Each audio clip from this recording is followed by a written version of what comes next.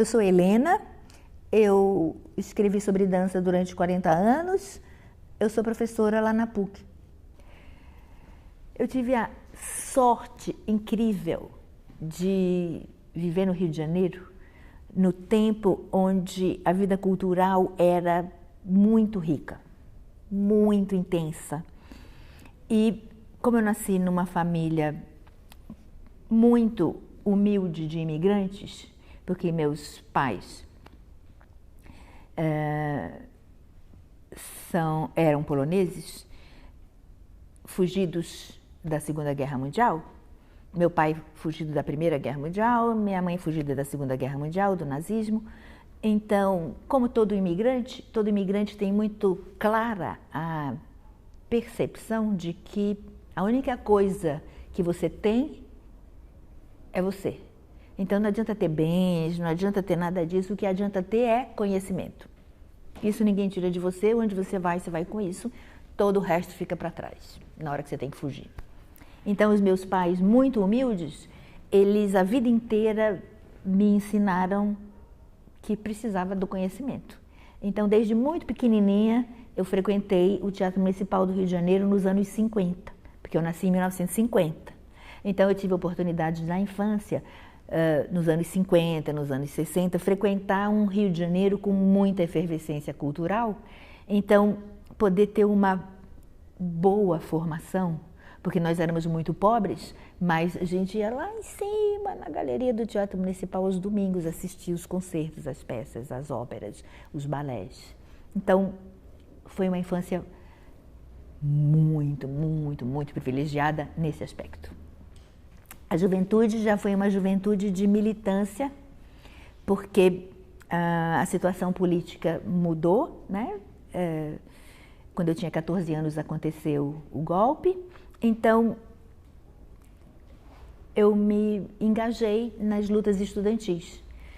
Estudava no Colégio Pedro II, o Colégio Pedro II tinha um forte engajamento com as questões sociais, estudantis, etc. Então eu me engajei nessas lutas, porque nessa militância todo mundo ajudava todo mundo, é claro, a fazer o que era necessário ser feito para proteger quem precisava ser protegido.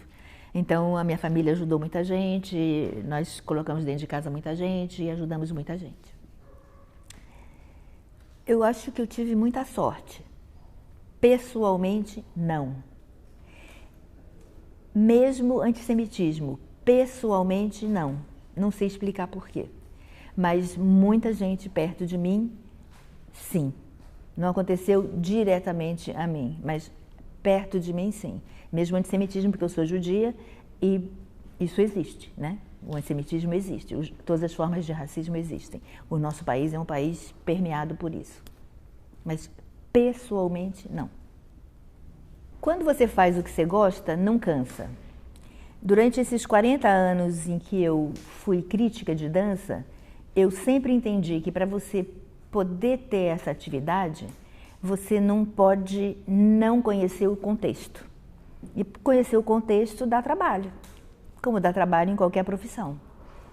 Então eu imagino que em qualquer profissão você precisa o tempo inteiro estar muito atualizado no seu contexto, acompanhar de fato a produção de todo mundo, porque quando você vai assistir uma obra, não existe aquela obra, existe aquela obra em relação a tudo o que esse coreógrafo fez antes, a história dele, a história da geração dele, ao contexto dele, as condições de criação e produção dele. Então, você precisa acompanhar, não tem jeito, para você poder exercer essa profissão. Então, não cansa, no sentido de cansar, ou seja, você não se cansa disso, porque você continua com a curiosidade, você continua com o interesse, então, isso não cansa. O que cansa ao longo do tempo é que, à medida que você vai envelhecendo, a sua energia é menor. Então é um outro tipo de cansaço. Mas, porque claro, quando eu era mais jovem, que eu ia para os festivais internacionais e assistia 6 espetáculos num dia, eu terminava o dia menos cansada do que mais velha assistindo 6 espetáculos por dia. Mas a curiosidade, o interesse, a paixão por aquilo, isso nunca ficou cansado. Faz parte e é muito compreensível. Eu jamais tomei pessoalmente nenhuma dessas desavenças. Porque quem acompanha sabe que quando um artista põe uma obra em cena, é muito ele que se vê em cena. Então, é como se fosse uma pele muito porosa que fica. Então, uma discordância é uma discordância que entra muito fundo naquela pessoa. E é só esperar passar um pouco do tempo. Quem sabe mais adiante a gente pode se entender, inclusive, a respeito do que a gente divergia antes. Eu nunca tomei pessoalmente para as caras viradas, para os desaforos. Nunca, nunca, nunca, nunca. E, felizmente, o tempo sempre foi mostrando que a gente podia não se entender nisso, mas se entendia em outras coisas. E é isso que importa. Imagino que em todos os ambientes, parece que na medicina é assim também, parece que na advocacia é assim também, ou seja, onde tem gente junta, disputando lugares, pequenos poderes, nós somos mal preparados para isso, parece. São pequenos poderes, mas eles parecem grandes poderes. E as disputas são desproporcionais. Acontece mesmo em todos os ambientes, mas é fácil lidar com isso. É só você lembrar que você é muito pequeno, o mundo é maior e tudo vai passar. Sabe aquela história que a vida tem um livro com 2 páginas? Está tudo muito certo, a sua vida está maravilhosa, tudo está dando certo. Você abre o livro, tem na primeira página, isso vai passar. Está dando tudo muito errado, tudo péssimo. Aí você abre a segunda página, isso vai passar.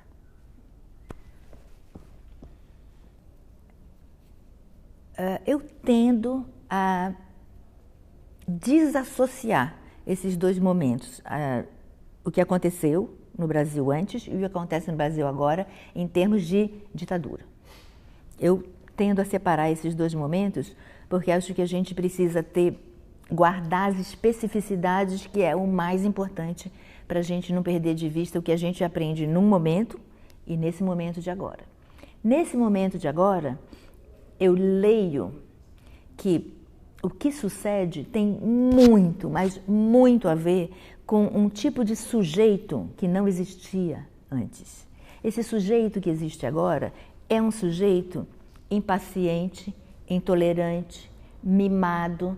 E esse sujeito intolerante, impaciente e mimado tem muito a ver com algo que não existia naquele tempo, que é um sujeito que fica muitas horas na frente de um celular, acostumado a deletar, enviar, reenviar, só falar com quem fala o que ele acha, não se relacionar com ninguém que não seja o seu próprio eco, que é isso que nós fazemos nas redes sociais. Nos disseram que a internet era o lugar onde a gente ia encontrar tudo. A internet é um lugar onde a gente transformou em pequenos quintais muito conhecidos, que a gente só visita esses quintais, a gente só encontra essas pessoas, a gente só está nesses grupos onde todos são ecos de todo mundo. É claro que passar muitas horas fazendo isso é uma espécie de treinamento. E qualquer um sabe, qualquer um que trabalha com o corpo, sobretudo, sabe o que acontece com o corpo? Um troço que você faz 6 horas por dia. Modifica o seu corpo, modifica você. Então, hoje, somos sujeitos muito diferentes daqueles sujeitos, por conta desses hábitos que são diferenciados. A dificuldade do diálogo, a dificuldade do compartilhamento, a dificuldade em fazer coisas juntos. Isso é uma dificuldade que não existia naquela época dessa maneira, era completamente distinto.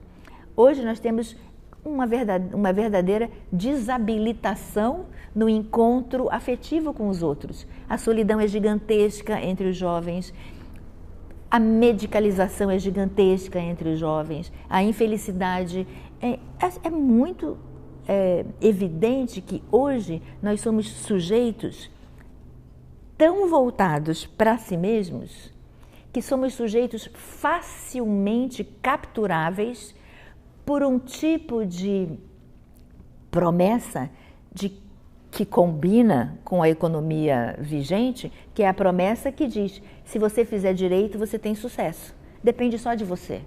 Nós todos sabemos que não depende só de você, depende de uma porção de coisas. Mas para sujeitos que estão tão habituados a se auto-autorizarem a tudo, porque eu me auto-autorizo a deletar o que eu não quero, eu me auto-autorizo a ficar onde eu quero e eu me auto-autorizo a falar o que eu quero a respeito de qualquer coisa. Todo mundo fala qualquer coisa a respeito de qualquer coisa, sem ser especialista, sem ter os dados, sem ter nada disso. Então, eu acho que hoje a situação que a gente vive é uma situação de uma complexidade que merece uma atenção específica, porque a sociedade está tecida por nós, esses sujeitos mimados, infantilizados e voltados para me, myself and I. Eu não tive projetos que eu desejei fazer, que eu não consegui fazer. Eu não tive. Eu me sinto uma pessoa muito privilegiada porque os projetos profissionais que eu tive, que eu desenhei, eu consegui fazê-los. Os projetos acadêmicos que eu desejei fazê-los, eu os fiz e continuo fazendo. Em cada um deles, ao longo do tempo, os eixos vão mudando, mas há sempre um comprometimento com um entendimento de sujeito, um entendimento de sociedade, um entendimento de mundo, que eu desejo conversar com os meus alunos, aprender com eles e com os artistas a vida inteira. Foi esse o jeito de juntar as duas coisas, a vida de professora e a vida de crítica de dança.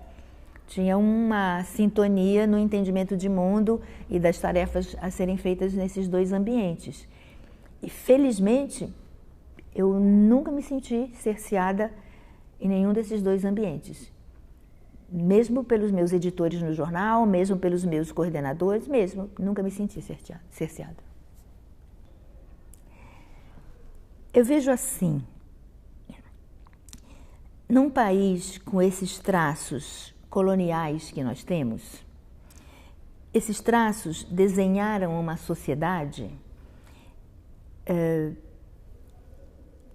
que continuou desenhada pelos traços coloniais, que desembocaram, dos quais que tem a ver com os traços racistas, que tem a ver com os traços de desigualdade, e que esses traços, que são os traços ao longo da nossa história, eles mantêm uma espécie de subserviência que todo colonizado tem com relação ao colonizador.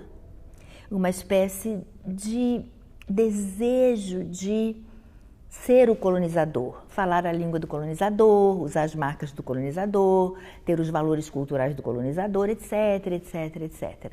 Então, a única possibilidade que a gente tem de transformar esse traço tão presente na história da formação aqui do Brasil, que são esses traços coloniais, os que estão atados à escravidão, ao racismo, em todas as suas formas de manifestação, a única maneira que a gente tem, me parece, é estudar, entender melhor a força disso ao longo da história, a presença disso hoje, para que a gente possa ler os vários estágios dessa subserviência a valores, inclusive nas artes, todos os problemas que a gente tem com a imensa manifestação do colonialismo presente e diferenciação de salários na contratação de artistas, coisas que são presentes hoje e que a gente, na medida em que a gente entende esse contexto gigantesco,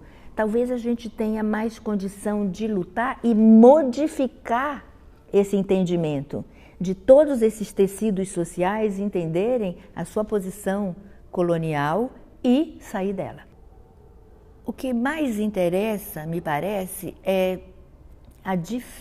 o que mais interessa para a gente compreender é uma mudança de eixo que impede a discussão política, que é essa mudança de eixo de odiar ao invés de discutir. Então, odiar um líder qualquer, odiar uma proposta qualquer, impede a gente de discutir essa proposta, de entender o que tem nela e discordar. A gente só constrói uma democracia quando a gente tem concordância, divergência, discordância, pluralidade, diversidade na convivência. O que vem sucedendo é o abandono do discurso político, a substituição desse discurso político por um discurso moral. Não são discutidas ideias, só interessa dizer quem é do bem e quem é do mal. Quem é do bem passa a ter o direito de extinguir quem é do mal em nome da salvação. Isso é um discurso messiânico, promete a salvação para aqueles que são do bem, que estão certos, que lutam por ABCD e condenam a extinção aqueles que não têm esses valores. Então, essa separação em valores morais, que está no lugar da discussão política, é muito ameaçadora para a democracia. Os preconceitos permeiam a sociedade. Os preconceitos contra pobres, pretos, todas as formas de manifestação de sexualidades que não sejam a heteronormatividade. A nossa sociedade é tecida, sobretudo, pela desigualdade social. A gente começa na desigualdade social e permanece na desigualdade social. Então, os preconceitos são o nosso cotidiano. Mesmo quem acha que não é preconceituoso, que diz, não, mas eu não. Eu não, mas o que eu faço para melhorar essa situação? Sabe, o que eu tenho feito para melhorar essa situação? Mesmo eu não sendo pessoalmente fazendo isso. Então, acho que o preconceito ainda tece a sociedade, e ainda tece a sociedade por conta da desigualdade social ser a nossa principal característica. Então, aqueles que estão comendo o bolo têm dificuldade mesmo em dividir o bolo com quem não está comendo o bolo. Sempre é assim. A maneira de continuar comendo o bolo com tranquilidade talvez seja aplicar o preconceito de que quem não está comendo o bolo é porque não merece, é inferior. Não merece estar na sociedade. O preconceito sustenta isso. E o preconceito, ele imputa ao outro, ele coloca o outro no lugar da sombra, do extermínio, do silenciamento. É difícil pensar se o ódio, ele se modifica por esses fatores.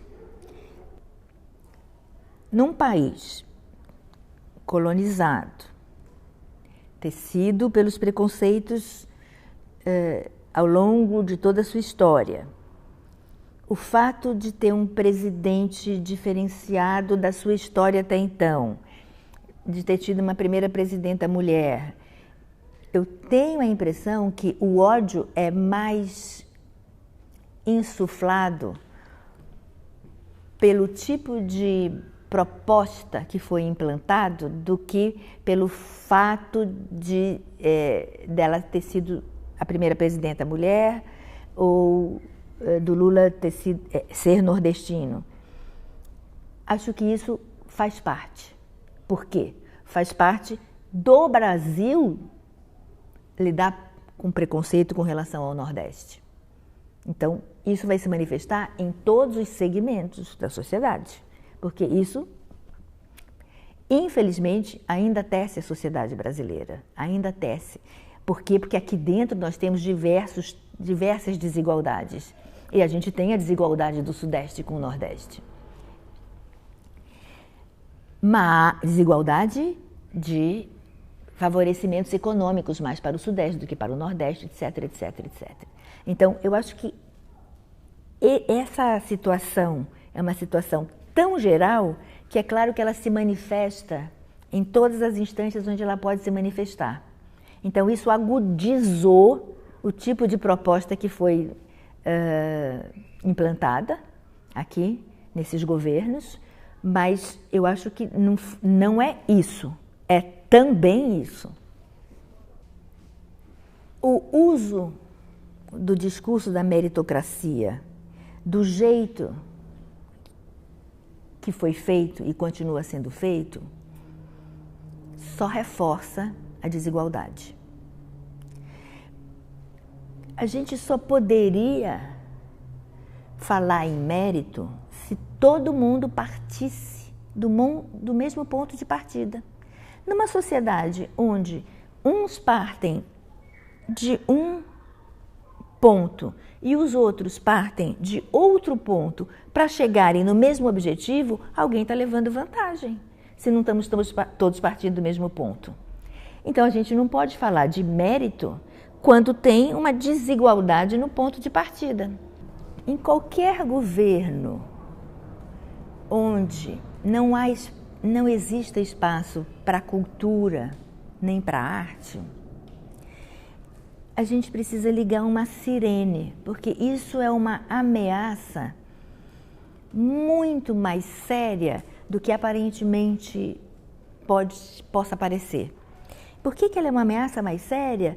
Porque retirar da população o acesso ao encontro com a arte nas suas manifestações mais plurais significa retirar do sujeito o encontro com um tipo de leitura de mundo que se manifesta das maneiras mais plurais, então se transforma em muitos tipos de leitura do mundo, que o ajuda a se situar nessa própria sociedade, o ajuda a refletir sobre o mundo, o faz olhar para aquilo que ele não estava olhando antes. Eu, cidadão, quando leio um livro, eu, cidadão, quando vejo um filme, eu, cidadão, quando assisto um espetáculo de dança, ouço uma música, o que eu vou encontrando ali é um jeito de olhar para mim, para o mundo, para quem está do meu lado, para o meu governo, para a minha família, de um jeito que eu não estava olhando antes. Eu tenho a impressão, eu tenho uma hipótese, que é a seguinte. Há uma diferença grande entre um Brasil anterior às leis de incentivo e um Brasil com as leis de incentivo. Tem uma diferença grande na postura do artista. Antes das leis de incentivo, o artista precisava se organizar de alguma maneira para poder fazer o seu trabalho. Então, o contexto era diferenciado do contexto no qual a gente vive agora. Então, nesse contexto pós-leis de incentivo, o artista se organiza de outra maneira. Nesse quadro, se organiza de outra maneira, a gente precisa entender que dos anos 90 para cá, que combina com o florescimento das leis de incentivo à cultura, esse sujeito é um sujeito que começa a usar a tecnologia. O artista é um sujeito que está na internet, está nas redes sociais, etc, etc. Então, ele também está com esses outros hábitos cognitivos que são mais voltados a si mesmo, mais impaciente, mais intolerante, mais ecos, mais voltado para eu, meu desejo, eu, o que eu gosto, eu, o que eu quero, eu, o que eu falo. O artista não escapa disso, de ser agora esse sujeito muito, muito mimado. O sujeito que nós somos hoje, muito mimados, não gostamos de ser contrariados, não gostamos de quem pensa diferente da gente. Nesse mundo desse jeito no qual a gente está hoje, esse mundo da sociedade me, myself and I,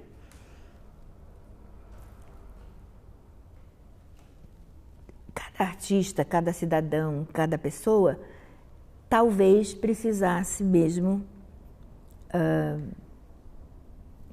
perguntar para quê, para quem, por quê, cada gesto que faz, cada atitude que assume. Então, os artistas, dentro dessas perspectivas de se situarem como cidadãos, também se perguntar para quem que eu faço, para que eu estou fazendo isso, o que eu desejo, por que fazer esse trabalho, qual é o meu objetivo. E aí nós vamos ter diferentes respostas. Felizmente, nós vamos ter aqueles artistas que entendem que, em momentos onde a arte e a cultura estão cerceados na sua plenitude de produção, talvez seja necessário se manifestar mais explicitamente para buscar essa possibilidade de recuperar a plenitude de expressão. Outros artistas vão estar preocupados com outras coisas, porque assim é. E é bom que assim seja, para que haja diversidade. Felizmente, ao longo do tempo, a história sempre nos mostrou que nós tivemos sempre artistas mais interessados em convocar uma reflexão para o tempo presente e artistas mais interessados em não convocar uma reflexão para o tempo presente. Desmanchar um pouco essa noção de que a gente precisa vencer à custa do outro perder, ser o melhor à custa do outro ser o pior, dar certo na nossa vida à custa de dar errado na do outro. Que a gente consiga desmanchar o que ata essas duas coisas, imaginando o seguinte: sempre que a gente vai fazendo alguma coisa, essa coisa que a gente está fazendo, por melhor que a gente acha que a gente está fazendo, tem um pedacinho que podia melhorar. E talvez a gente esteja errando em saber onde é que está o pedacinho que pode melhorar. E todas as coisas que a gente faz, nessa frase maravilhosa do Brecht aí, é dizer, quando tem aquele erro, o erro não é para jogar fora. O erro faz parte da possibilidade de você poder continuar errando. Celebrar ditadores como Pinochet é muito preocupante. A gente viver num tempo onde isso é possível. E é por isso que faz tanta falta a gente conseguir conversar com quem não pensa exatamente como eu penso. Eu consegui conversar com o outro que também não quer conversar comigo porque eu não penso exatamente como ele pensa. Porque a coisa mais séria é que isso seja possível. Que seja possível dizer para a gente que o Brasil está dividido em cidadão de bem, que é aquele que pensa de acordo com A, e o outro é o cidadão que não é do bem porque não pensa de acordo com A. Na medida que isso vai se repetindo, isso vai se tornando natural. E é muito grave que isso se naturalize.